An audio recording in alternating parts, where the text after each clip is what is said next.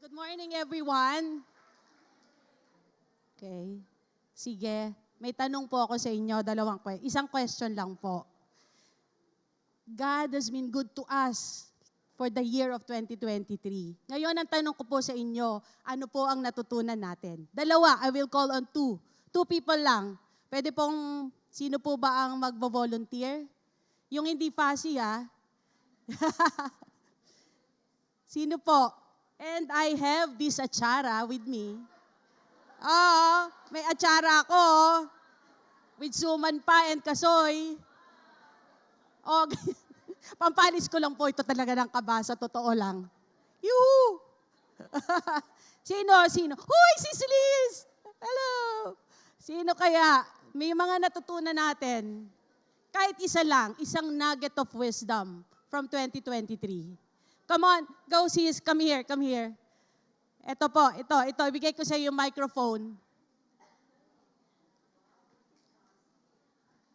Bigay ko na ba yung atsara? Magandang umaga po sa inyong lahat. Ako po yung nagpapasalamat sa Panginoon dahil hindi lang isa yung natutunan ko. Salamat sa Panginoon dahil nakilala ko siya, dahil patuloy niya akong binibiyayaan. Natutunan kong maging magpuri at mag-trust ng lubos sa Panginoon. At saka natuto akong makihalubilo sa kapwa babae ko na nagsalamat sa mga blessings na pinagkaloob ng Panginoon dahil natuto akong talagang manangan sa kabutihan ng Panginoon.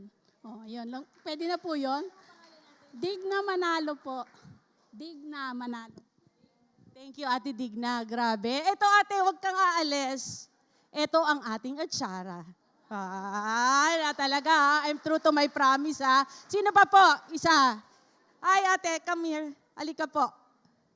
Thank you, Ate Digna. Goodness of God po, ano? Trust in Him. Manangan sa Panginoon. Ano po, ano po sa akin, actually lahat po nung inaaral dito, sinisikap ko po na matutunan at mai-apply sa bahay namin, sa lahat po. Ang ko pong mahirap pong matutunan yung submission. Pero sinisikap ko po. Yes. Sinisikap ko po. At saka nung malaman ko pong atsara yung premyo. Ano daw? Atsara po yung premyo. Natuwa po ako, talaga nagtaas ako kasi po, favorite po to ng husband ko. Wow! Ayan, magsasubmit ka na. Yes po. At nagsasubmit naman po ako. Kaya lang syempre, Praise God. Meron po kami mga kahinaan. Medyo mahirap po talaga mag-submit. Pero by God's grace po, magagawa ko po iyon. Amen, Salamat sis. Lahat naman tayo work in progress sa ganyan, di ba? Ito po ang atsara. What's your name po again? Jennifer de la Cruz. Ay, Ate Jennifer. Ate pa talaga eh. Baka mas matanda pa po ako. Okay. Thank you po for your answer. So, let's pray, church. Dear God, Heavenly Father, Lord, we praise you. We thank you for this day, Lord, that you anointed me to be your speaker, Panginoon. I'm not really capable. Iiyak nga ako kasi, but you will anoint me. The Holy Spirit will be with me. Lord, marami po sana matake home ang mga kababaihan ngayon for today, that they will learn what is really about a church. Ano po talaga ang isang church. Thank you, Lord, for everything that you bestowed upon Women to Women. Maraming salamat po for the blessings. You are really a good God, Panginoon. And this we pray in Jesus' mighty name. Amen.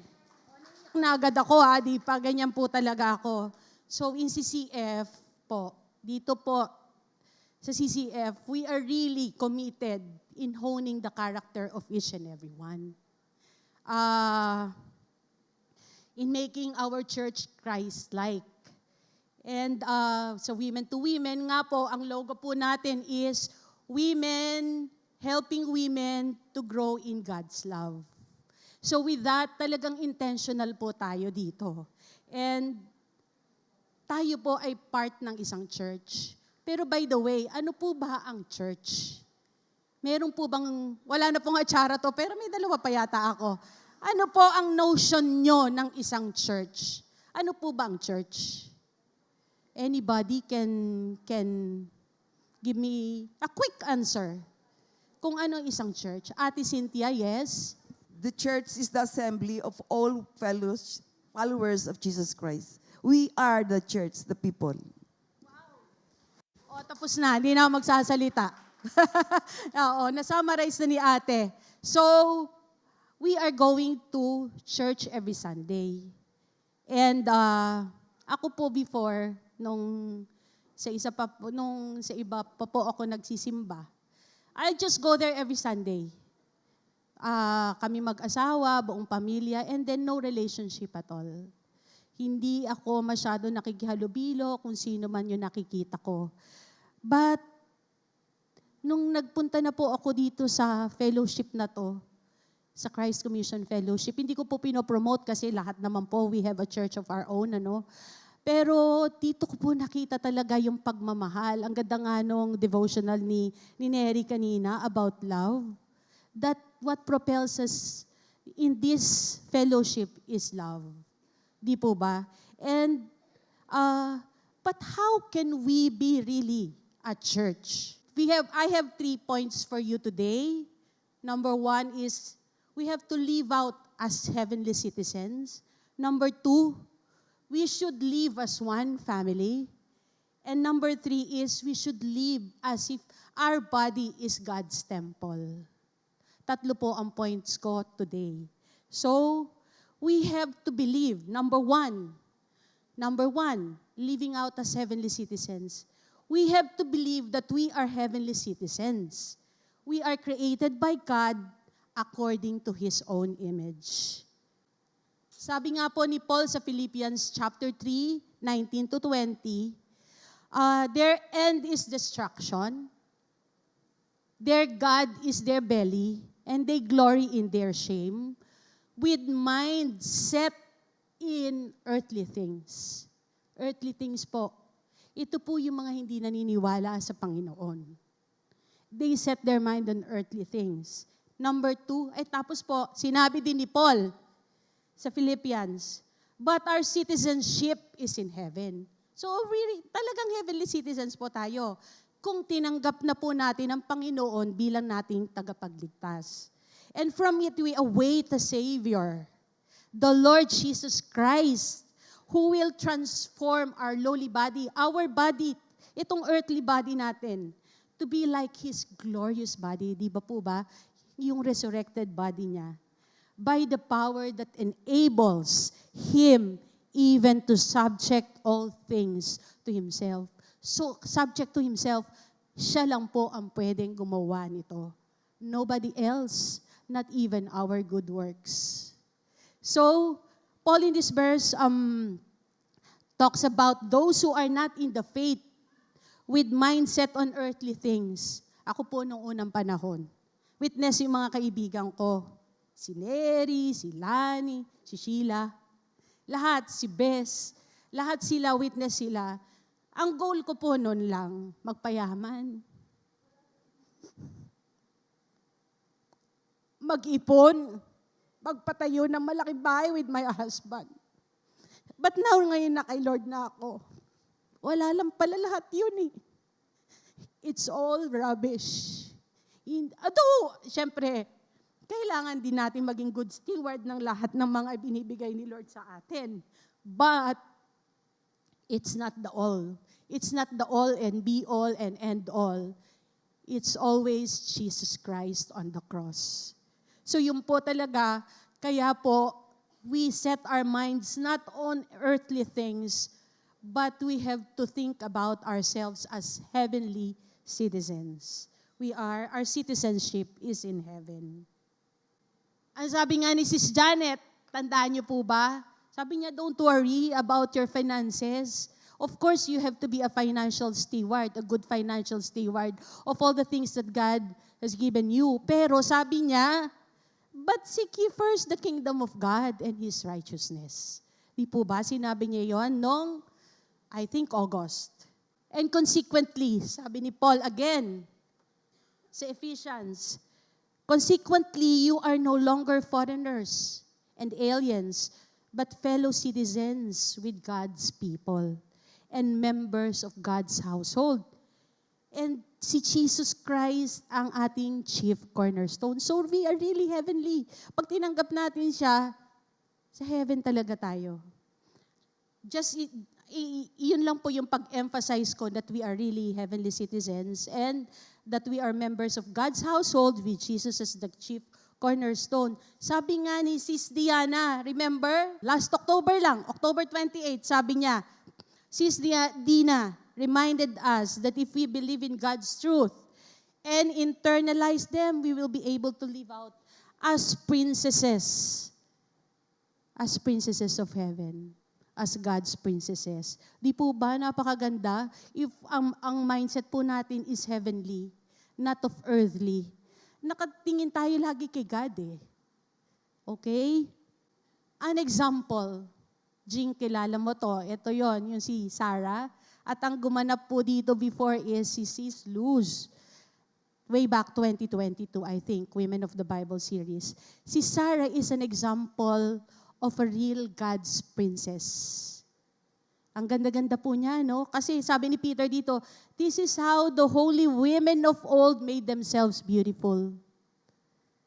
They put their trust in God and accepted the authority of their husbands. O, submission na naman to. Pero, ang pino-point out ko lang po dito is Sarah is a real princess. Siya nga po, before, ang pangalan niya is Sarai. Sarai means my princess. Princess siya ni Abraham lang. But sabi ni God, hindi gagawin kong Sarah ang pangalan mo. Bakit Sarah? Kasi ikaw ay magiging princess ng nation at ng families. Di ba kasi si Abraham is the father of all nations? So yun ang pangako ni God sa kanya. And si Sarah put her trust and faith in the Lord. Marami rin siyang pinagdaanan, pero in the end, kay God siya. Kay God siya tumingala.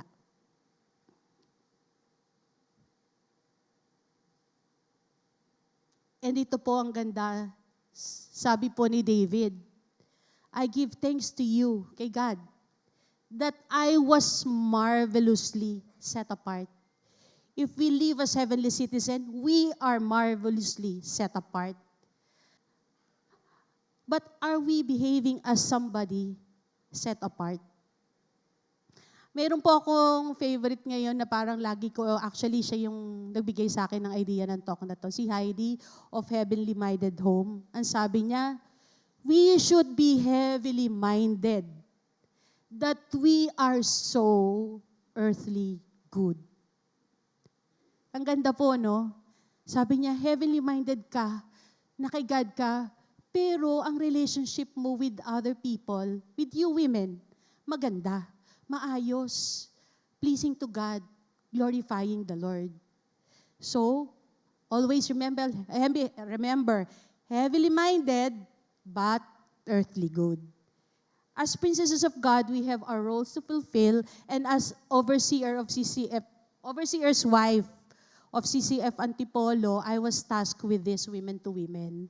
And I would like to report to you in this middle ang accomplishment ng Women to Women for 2023. So, how are we in helping building up the kingdom of God? Kasi nga, set apart tayo in our ministry. So, ito po yung report ko. We were able to do 9 sessions for the year 2023. Yung sa 9 sessions na yung kasama ngayon. And then, praise God, we have 13 average per first-timers per session. Praise God, goodness of God. And 100 average attendees per session. Wow, grabe, di po ba? And ito po ang pinakamasaya sa akin. Dito, naiiyak ako lagi dito. 7 na D group ang na-form. Palakpak po tayo dyan. 7 D groups formed. Hindi pa nga kasama yung iba. And 18 women joining D groups. 18 po. And the second point, living as one family. Dalawa po ang families natin. Yung first family natin, yung blood family natin, are we leading our family to God? Are we making them a church also? We belong to our family, our blood family. How are we as princesses of heaven building our home as a church of Jesus? Ito po, baka maiyak na naman ako dito, pasensya na kayo ha. Having reminded, could you please read this with me? Ito po yung sinasabi ni Paul kay Timothy. Having reminded, ang ganda nung sinabi ni Paul kay Timothy, di ba parang na-persuade ni Timothy si Paul, having been reminded of the sincere faith, dahil sa sincere faith ni Timothy. At ito po ang maganda rito, kasi nanggaling yung sincere faith ni Timothy sa kanyang lola na si Eunice, at sa kanyang lola na si Luis, at sa kanyang nanay na si Eunice. Paul admires Timothy's sincere faith in the Lord. Kaya nga, ako po, ang prayer ko, everyday yata, talaga ito everyday, na ang mga anak ko may lalapit sa kanila, uy, grabe ang faith mo kay Lord. Grabe ang faith mo kay Lord. Ikaw ba yung anak ni Doc June at saka ni Mami G? Yun po yung parang prayer ko everyday. And yun din po ang prayer ko sa mga anak ninyo. I'm always praying for that. Mga anak ng kadi-group ko, pinagpe-pray ko that all of us will be in one family, God's family, be a church in our own homes. Nako, ayoko yan. Iyak na lang ako ng iyak. Sabi nga ni Sis Bang, don't sacrifice areas of your life for work. God and family should come before work, and your work should benefit the family. Reminder po ito sa atin ni Miss Bang. Ito po yung nag-talk siya last April. But, sabi rin ni Paul, si Paul ba sumula dito pa? Ni Titus. Sa Titus 2, 3-5. Matthew pala. O, di ba? Meron pa akong phone in, doon, sa likod. Sabi niya dito, meron tayong, sabi ni Matthew pala, sabi, we also have our another family. Ito po yung God's family natin, yung family natin dito sa CCF, yung family natin dito sa Women to Women. Ito po yun, sabi ni Matthew. May nagtanong kay Jesus, sabi niya, sino ba nga ang nanay mo? Sino yung mga kapatid mo? Tinanong kay Jesus. Pero alam mo sagot po ni Jesus? In-extend niya yung hand niya. Sabi niya, behold, my mother and my brother, for whoever does the will of my Father who is in heaven, he is my brother and sister and mother. So kayo po, kapatid ko talaga kayo. Kapatid ko kayo sa pananampalataya. Ito po yung ating pamilya din. If pare-pareho po tayong ginagawa ang will ng Panginoon, kung ano yung gusto niyang ipagawa sa atin, kapatid ko kayo. And we are all here. We want other women to grow in God's love. To share the gospel. So magkakapatid po tayo kasi isa direksyon natin. So, ito po. Kaya nga po, sabi din sa Titus 2:3-5, I want you to read this with me also. Please. Older women,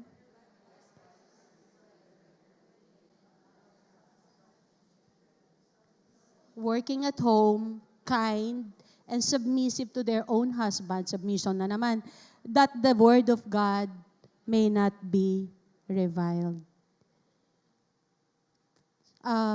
Women, we have this task to minister to young women. Lingling, Si Mabel, dapat lagi nating mini-minister. Yung po mga bata dito, si Josrin, si Vane, we have this task to minister to young women. And ito po yung sinabi talaga dito. And we can be a pest to them. Peste. Natutunan ko po ito kay Vonette Bright. Tuwan-tuwa ako dito Pest. Bakit pest? Kasi ibig sabihin po ng pest, P is you pray for your sister. E, lend your ear or listen to them. Kung ano yung woes niya, anong pinagdadaanan, pakinggan po natin, lend your ear. And S, a shoulder to cry on. Pag meron nangangailangan, ako, naiiyak ako, pumupunta ako kay Bes, kay Lani, kay Sheila. Talagang, ayan, nandyan naman sila, papakainin pa ako. Di ba? May food pa yung kasama. A shoulder to cry on, sis Liz. Yung kanyang yun na yung ginatan, sarap. Tapos, T, tangible touch. Embrace, hug. Minsan, hindi mo kailangan magsalita. Yakap. Yakap lang tayo sa kanila. And, a wise woman, tayo yan supposedly wise tayo. A wise woman builds her house, our family, our relationships, our church, lahat po yan, it encompasses everything. While a foolish woman tears her house down with her own hands. So nakasalalay po, tayo po ay salt and light dahil na ang Panginoon po, sana po lagi nakikita ang Panginoon sa atin. Hindi po tayo perfect, pero babalik at babalik din po tayo, di ba? Kasi na kay Lord na tayo. And at this point, I would like to call on two princesses of God na naging courageous and heeded the call of God to minister to other women, to show them what is this all about. Women to women helping women grow in God's love. I would like to introduce my kadi group, my ka-Proverbs, Miss Karina Sepulveda and Dr. Mary Rose Edwards. Ano po siya, downline po siya ni Gigi Luwalhati. Si Dr. Mary Rose. Dito po sila nakapag-minister, nakapag-D-group.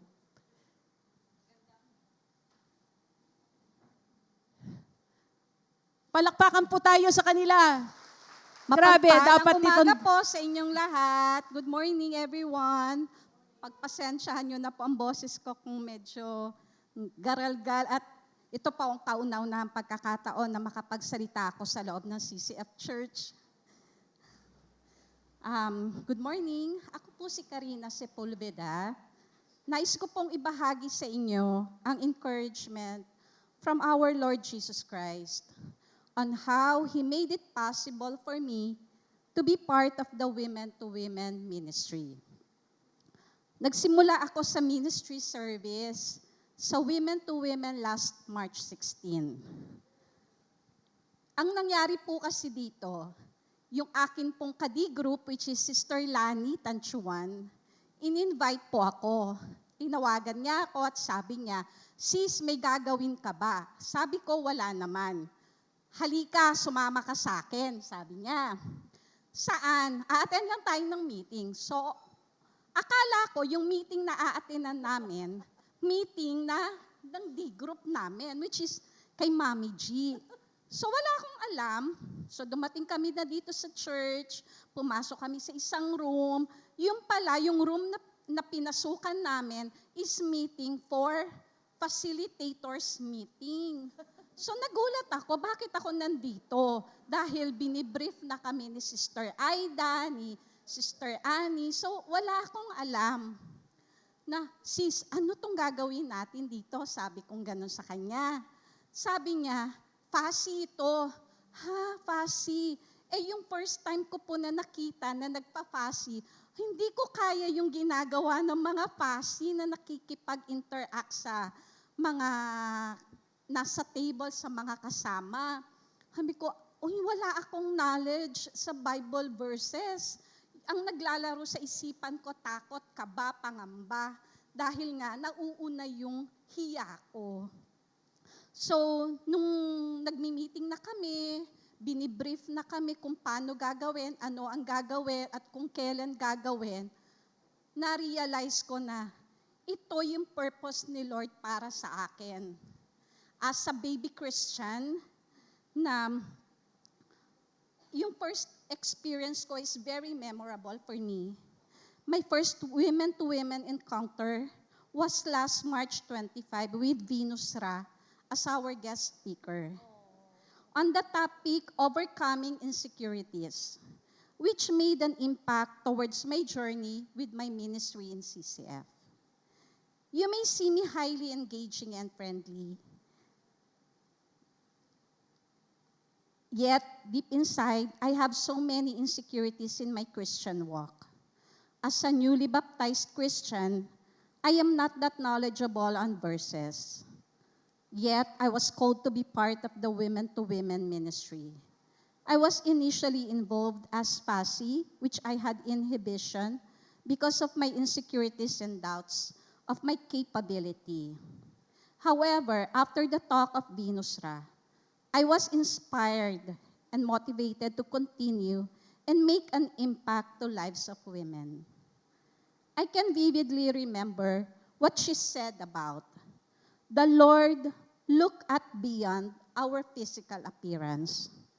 This was exemplified in the story of Leah and Rachel, found in Genesis 29.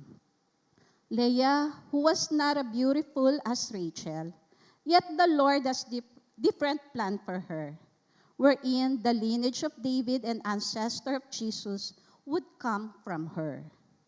Then this made me realize that with my imperfection and insecurities, our Lord has different plan for me.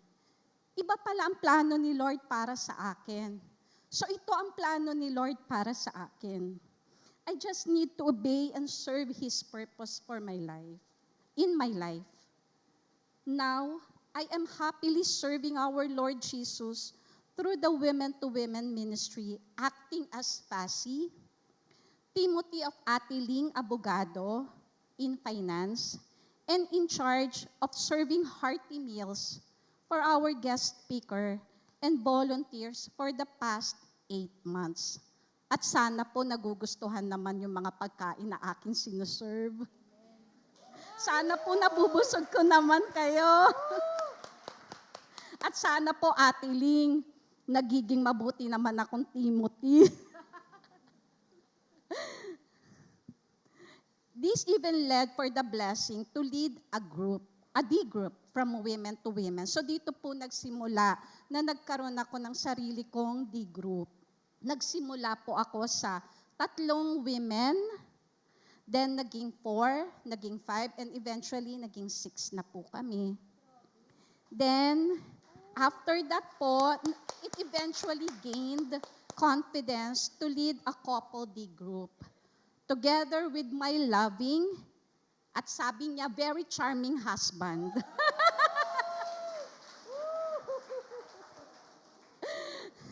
For I know the strength and provision is not because of my own will, but because of our Lord Jesus. Faithfulness and love to me to do all these things. All glory to our Lord Jesus Christ, who accepted me to serve Him and looked beyond my imperfection and insecurities. To God be all the glory. Thank you, Sis Karina, and also Dr. Mary Rose. My name is Rose. I was first invited to attend by my D group leader, Sister Gigi Lualhati, at Real Women Now Women to Women in the year 2018. I cannot remember the topic that time, but I remember myself crying during the breakout session. It was unexpected and I felt vulnerable that time. But my facilitator or my FASI assured me that it was okay. I can share my heart, my emotions, and my struggles in our small table, even though I did not know my seatmates personally.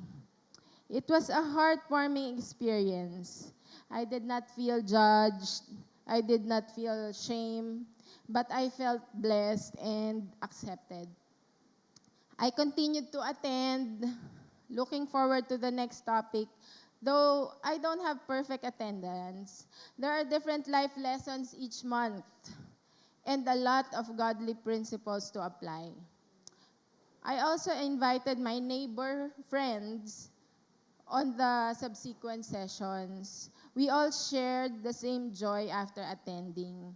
And after a while, through prayers and with the blessing of my D group leader, I formed my first discipleship group with these three lovely women. I praise God because I have personally seen them grow in love with the Lord. I started volunteering in the Women to Women ministry as a facilitator during the pandemic. During that time, I was already praying to God for an avenue to serve in church.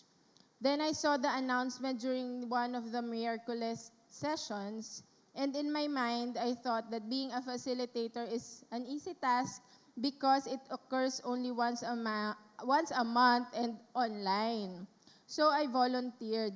But then I realized that being a facilitator is not just that.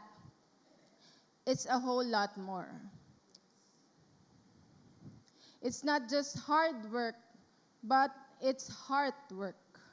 And it requires constant filling of the Holy Spirit. Thank God for my friendly and welcoming co-facies and leaders. Eventually, we transitioned to face-to-face sessions. Every time I attend and volunteer, I always go home joyful, blessed, and satisfied. Not just with the learnings, but also with the women that God allowed me to encounter that day. Women from different ages, with different struggles, and different points of view. And I know that God had a purpose for every people He brings to our lives. This year, one of the sessions that really touched my heart was the topic on submission to authority, where Miss Dawn Orquico was the speaker. Learning a lot from her talk, I tried applying things in my life to become a good and submissive wife. Though I still struggle, I will persevere by the power of the Holy Spirit. So through the years, I was able to invite different ladies online and face-to-face to attend here in Women to Women. And by God's grace, some are already part of our D group. Our D group is not perfect. We do not have perfect attendance. Sometimes there are personal issues also. But I know that God is constantly at work in our lives and in our hearts. And I believe in His promise in Philippians 1 verse 6, which says, being confident of this, that He who began a good work in you will carry it on to completion until the day of Christ Jesus. To God be all the glory. Amen. Thank you so much, Sis Rose and Sis Karina. Indeed, they are building their house up for the Lord. Thank you so much. And as we continue, dire-diretso na po tayo.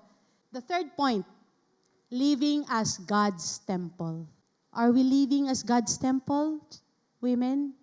Ang sabi nga dito po is, your body is the temple of the Holy Spirit who lives in you and was given to you by God.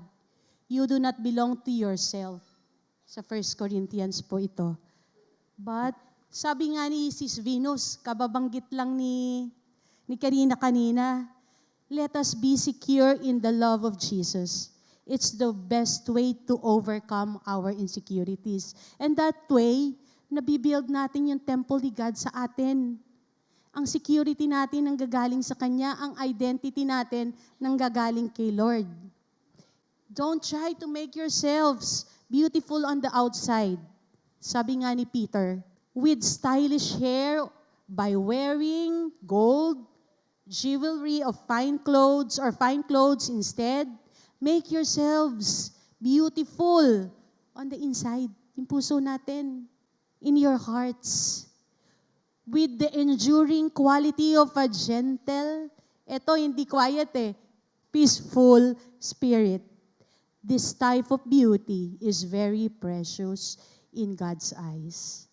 Are we building our temple, women, for God, for His glory? Sabi nga din tandaan niyo po yung talk about modesty. Are we modest in our ways? Not only in dressing. Ang sabi niya dito, gustong-gusto ko po ito modesty is likened to humility. Are we drawing attention po ng ibang tao, yung itsura natin? Sabi niya, we honor other people above ourselves. Kapag ganyan po. It means not drawing attention to yourself or making yourself the focus. So it's really humility. Ano po? A modesty. Your clothes shouldn't scream, hey, look at me. Your humility should point people to Jesus. So ang ganda nung kanyang, ano ba tawag doon, juxtaposition? Parang ganon, humility at saka modesty. Thank you for that, Sis Liza. And sabi din ni Sis, you remember, you declutter not just your homes, but your hearts as well. Yan ang sabi ni Sis Janet Sandico. Remember, last August, July or August. Ang ganda po nun, though we really should be decluttering our homes, pero unahin po natin yung sarili natin. Ginagawa ko rin po yan ngayon, hanggang ngayon, I'm still a work in progress. Sabay-sabay po tayo. And then, submission. As we profess as Christians or walking in the Lord, are we submitting to our authorities? Especially our husbands. Emphasize, husbands. Parang pinalitan yata ni Jun yung in-emphasize niya yung husbands dito. Asan yun? Let us always remember what Sis Dawn said last June, that submission is meekness, but not weakness. Always remember that.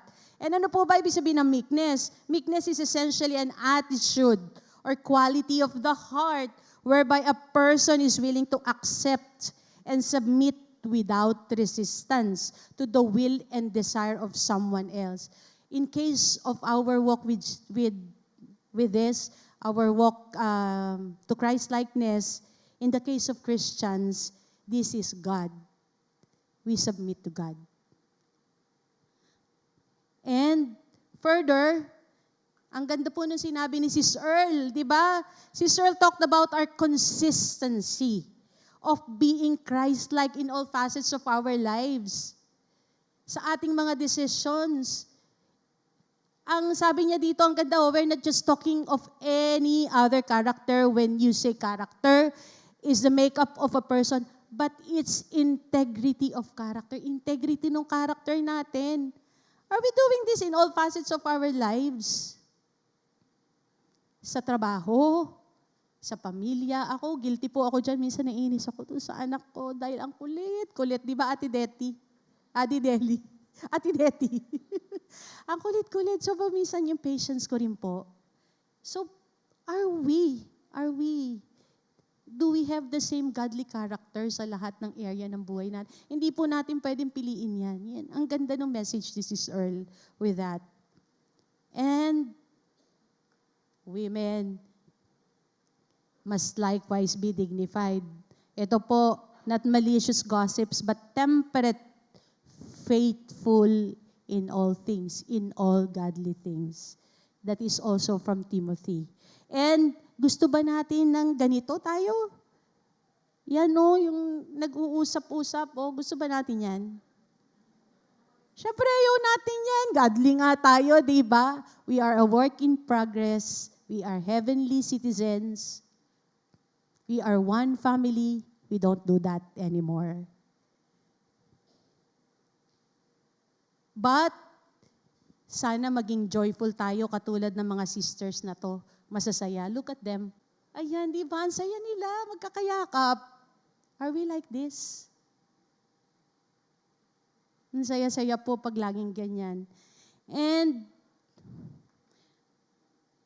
when we surrender everything to Jesus, and when we surrender ourselves to Jesus, magiging joyful po tayo. Happy is she who believed that the Lord would fulfill the promises He made to her.